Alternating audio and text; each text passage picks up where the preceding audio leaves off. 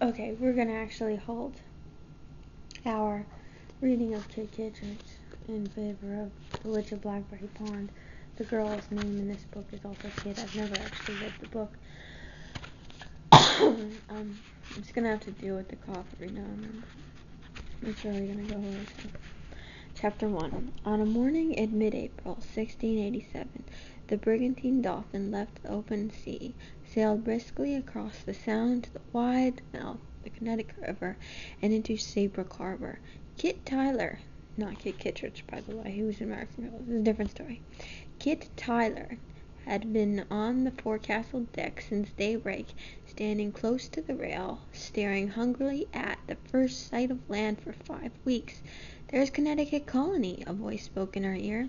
"You've come a long way to see it." She looked up, surprised and flattered.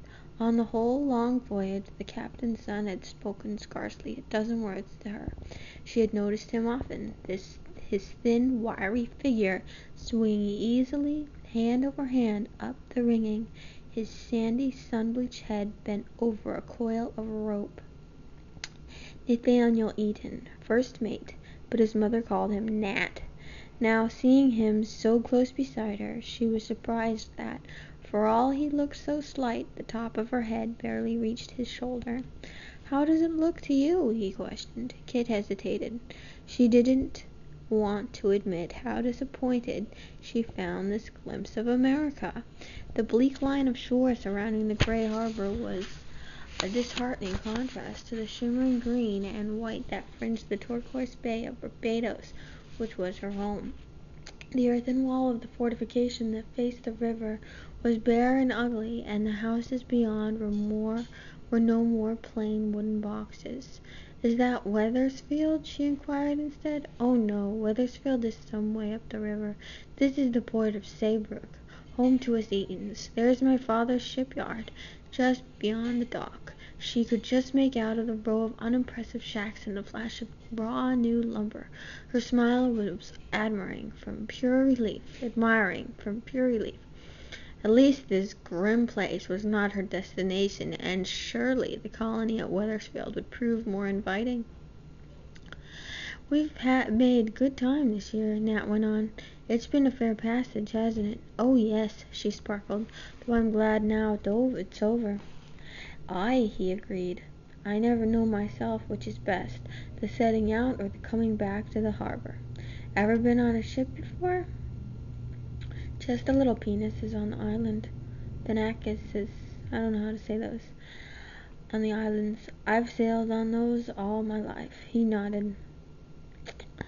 "That's where you learn to keep your balance," so he had noticed. To her pride, she had proved to be a natural sailor. Certainly she had not spent the voyage groaning and retching like some of the passengers. "You're not afraid of the wind and the salt, anyway? At least you haven't spent much time below." "Not if I could help it," she laughed. Did he think anyone would stay in that stuffy cabin by choice? Would she ever have had the courage to sail at all had she known, before she booked passage, that the sugar and molasses in the hold had been paid for by a load of Connecticut horses, and that all the winds of the Atlantic could never blow the ship clean of that unbearable stench? "That's what I minded most about the storm," she added. 4 days shut away down there and the deadlights up.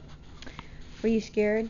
"Scared to death, especially when the ship stood right on end and the water leaked under the cabin door. But now I wouldn't have missed it for anything. 'Twas the most exciting thing I ever knew." His face lighted with admiration. "But for all the ship, she's a stout one, the Dolphin," he said. "She's come through many a worse blow than that." His eyes dwelt fondly on the topsails. "What is happening?" Kit asked, noting that sudden activity along the deck. 4 husky sailors in blue jackets and bright kerchiefs had hurried forward to man the capstan bars. Captain Eaton, in his good blue coat, was shouting orders from the quarterdeck. "Are we stopping here?" "There are passengers to go ashore," Nat explained, "and we need food and water for the trip upriver. But we've missed the tide, and the wind is blowing too hard from the west for us to make the landing." We're going to anchor out here and take the long boat into shore. That means I'd better look to the oars." He swung away, moving lightly and confidently. There was a bounce in his step that matched the laughter in his eyes. With dismay, Kit saw the captain's wife among the passengers preparing to disembark, but she said good-bye so soon to Mistress Eaton. Must she say good-bye so soon to Mistress Eaton? They had shared the bond of being the only two women aboard the Dolphin, and the older woman had been sociable and kindly. Now, catching Kit's eye, she came hurrying along the deck. "Are you leaving the ship, Mistress Eaton?" Kit greeted her wistfully. "Aye, didn't I tell you I'd be leaving you at Saybrook? But don't look so sad, child. 'Tis not far weather to Wethersfield, and we'll be meeting again. But I thought the Dolphin was your home." "In the winter time it is, when we sail to the West Indies. But I was in Saybrook in the spring. But I was born in Saybrook, and in the spring I get to hankering for my house and garden. Besides, I'd never let on to my husband, but the summer trips are tedious, just back and forth and down the river. I stay at home and tend my vegetables and my spinning like a proper housewife. Then come November, when he sails from Barbados again, I'm never ready enough to go with him. 'Tis a good life, and one of the best things about it is coming home in the springtime." Kit glanced again at the forbidding shore. She could see nothing about it to put such a twinkle of anticipation in anyone's eye. Could there be some charm that was not visible out here in the harbor? She spoke on a sudden impulse. "Would there be room in the boats for me to ride to the shore with you?" she begged. "I know it's silly, but there is America so close to me.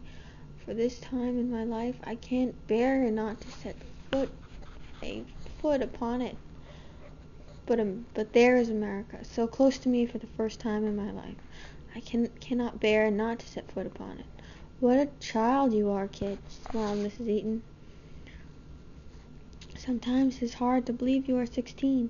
She appealed to her husband. The captain scowled at the girl's wind-reddened cheeks and shining eyes, and then shrugged consent. As Kit gathered her heavy skirts about her and clambered down the swaying rope ladder, the men in the longboat good-naturedly shoved their bundles closer to make room for her. Her spirits bobbed like the whitecaps in the harbor as the boat pulled away from the black hull of the Dolphin. As the prow scraped the landing piles, Nat leapt ashore and caught the hawser. He reached to help his mother, then he stretched a sure hand to swing Kit over the boat's edge. With a bound he was over the side and had set foot on America. She stood taking deep breaths of the salt fish-tainted air, and looked about for someone to share her excitement. She was quite forgotten. A throng of men and boys on the wharf had noisily closed in on the three Eatons, and she could hear a busy catching up of them on sneeze. The other passengers had hurried along the wharf to the dirty road beyond. Only three shabbily dressed women lingered near her, and because she could not contain her eagerness, Kit smiled and would have spoken, but she was abruptly repulsed by their sharply curious eyes. One hand moved guiltily to her tangled brown curls.